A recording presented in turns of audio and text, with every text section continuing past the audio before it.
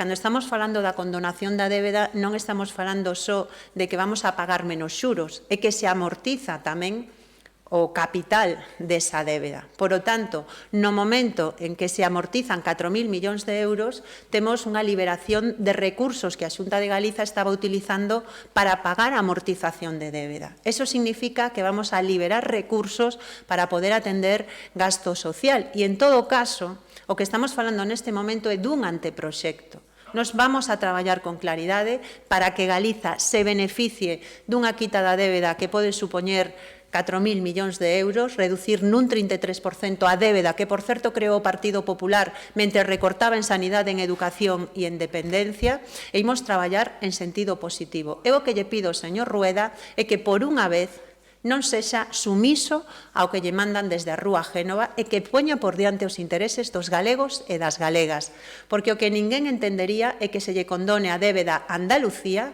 e non se lle condone a débeda a Galiza, que se lle condone débeda a Cataluña e que non se lle condone débeda a Galiza. Ese é o debate que temos na actualidade.